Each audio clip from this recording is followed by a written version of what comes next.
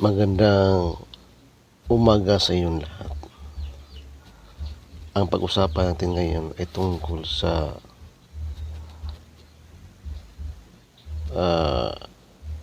napipintong pagpasa ng barangay at iski election na ginawang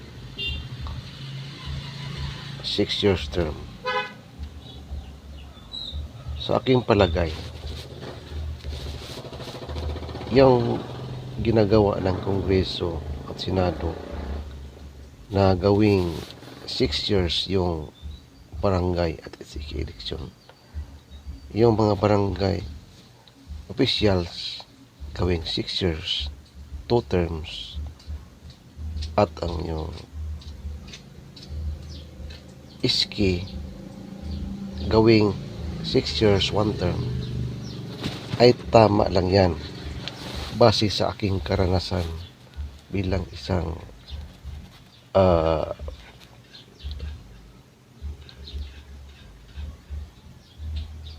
barangay official, dahil ang asawa ko ay isang opisyal ng barangay at nakikita namin na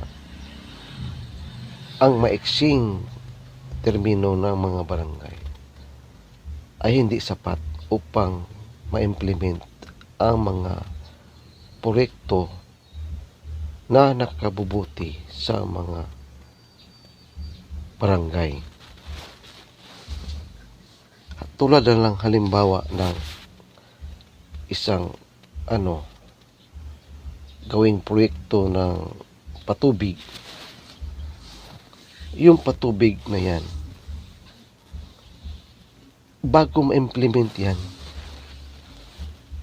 kukuha ng ilang taon, kasi ang pag-procure niyan, pagbibidding, mahabang proseso yan, kukuha ng panahon yan, at saka marami pang ibang ginagawa yung yung mga barangay official, may seminar pa. Hindi yan basta-basta matutukan. At saka kung maumpisahan man yan, malapit na ang eleksyon na naman, at saka hindi na naman yan matutukan. So kung yung incumbent matatalo pa yan o mananalo, mahihinto yan, lalo na kung matatalo yung incumbent. Mahihinto yan, at saka hindi pa yan itutuloy ng papalit na opisyal. Kaya mahirap. At saka yung sinasabi ng mga senador tulad ni Amy na makakatipid ang gobyerno, tama yan. Kasi ang gobyerno gumagastos ng bilyon-bilyong pera yan para lang sa eleksyon. Tapos, maiksi lang yung termino, at saka wala pang output yung mga opisyal ng barangay. Di ba lugi yung gobyerno? Luging talaga, kasi biruin mo, bawat taon may eleksyon. Halos bawat taon may eleksyon, tapos ilang bilyon yan.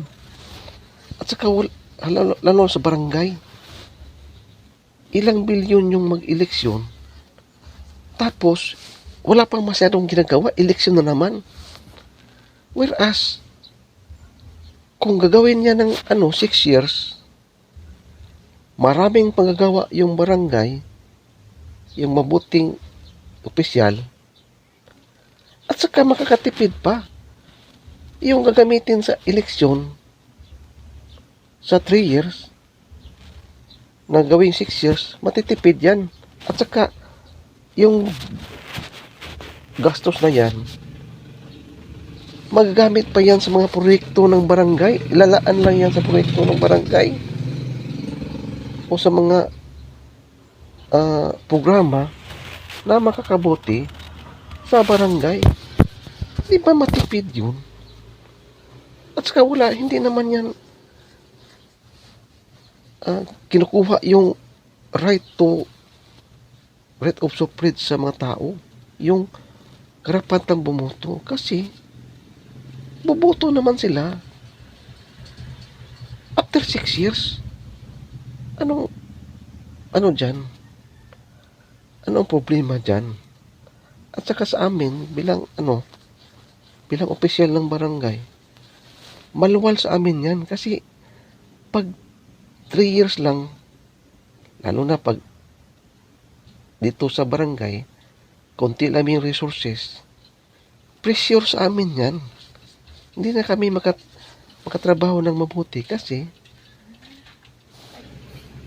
pag halimbawa matutuloy yan, malaking malaking tulong yan sa amin sa barangay na bilang barangay opisyal. At saka malaking tulong din yan sa gobyerno. Kasi makakatipid ang gobyerno na ilang bilyon. Piruin mo ilang bilyon. Igugugol mo lang sa eleksyon na ang resulta, wala namang masyadong output yung mga barangay opisyal kasi maiksi lang. Tapos nagsasayang ka lang ng pera, bilyon-bilyong pera, lalo na ngayon na medyo taghirap. Yung matitipid na yan, sana magamit sana yan sa mga programa pang barangay para mas lalo pang uusad yung barangay. Hindi yung paiksi lang yung termino, konti lang yung output ng mga barangay opisyal para sa mga proyekto, at saka ang laki ng gastos ng gobyerno. Yun ang advantage niyan. At saka yung sinasabi lang unconstitutional, hindi naman unconstitutional yan. Kasi ang mandato ng Kongreso, sila ang magtatakda ng termino ng mga barangay opisyal. Hindi naman yan nakasulat sa konstitusyon. Nakasulat sa konstitusyon na ang mga ang mga congressman o senador ang magtatakda ng termino. Yan ang kasulat sa batas. Yan ang tama. Dapat isipin ng yan, ng mga kritiko. Kasi pag hindi yan matutuloy, malaking yan, sakit sa ulo namin dito sa mga barangay opisyal. Kaya totoo yan, yung si Makalintal, dapat hindi yan gagawin ni Makalintal na mag-complain doon sa Senado o sa Supreme Court. Kasi hindi yan nakakatulong bilang dito sa mga barangay opisyal para mapabuti yung barangay na sinasakupan namin. Total, kung ma-implement yan, after 6 years, pwede mag-elect tayo ng ng bagong barangay opisyal kung hindi gusto. Hindi na gusto ng mga tao na yung opisyal nila. Dapat yun ang tama. At saka hindi unconstitutional yan. Hindi naman pinipix. Although, mayroong urong sa eleksyon kasi ang number 1 target talaga ng dyan, iurong muna kasi unfair naman sa current ang mga incumbent na mga opisyal ng barangay na halimbawa kung matatalo sila tapos yung mga proyekto nila nakabinbint lang kasi 2 years lang yung panrevision nila, kawawa naman.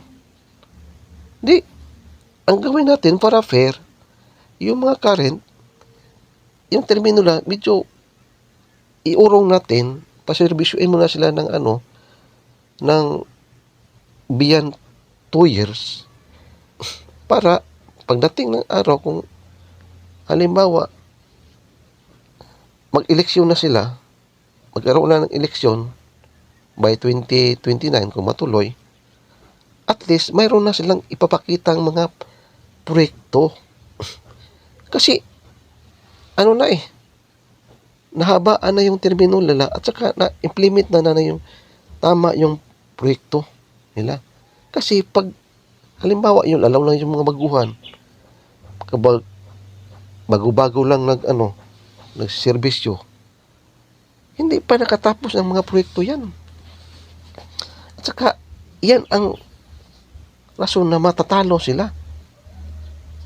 Lalo na ngayon, marami na naman ngayon ang naglipan ng mga drug lord. Baka matatalo lang sila ng drug lord na maraming pera. Yan ang delikado na pamunuan ang barangay na isang drug lord. Kaya sana naman pakinggan nyo naman itong komentaryo ko. Kasi ito yung tama. Kasi ako ang nakaalam sa sitwasyon ng aming barangay. Okay? Sana magustuhan nyo yung komentaryo ko para naman maliwanagan yung mga kritiko dyan. Kasi malaking tulong talaga yung 6-year terms na yan. 6 years terms na yan sa pagpa-implement ng mga proyekto ng barangay namin. Sa totoo lang. Kasi marami kaming mga nakabimbing na proyekto eh. Kasi maraming proseso. Biruin mo, magbibidding pa, iproprocure pa, ipopost pa sa PhilGips, bibidding pa. Kakainin ng yan, maraming taon bago ma-implement yan. Lalo na nga na pag-release ng pera sa nasyonal, sa gobyerno, ang hirap-hirap. Taon-taon ang bibilangin yan. Kaya sana naman ipasa na yan, ituloy na yan para matapos na para ang makausad yung barangay namin ng tuloy-tuloy. Matapos namin yung proyekto namin ng maayos. Na mayroon naman kaming maipresenta sa tao na ito yung nagawa namin sa aming termino. Hindi matapos-tapos kasi maiksi lang yung termino sa panrerbisyo namin. At siguro tama na yon.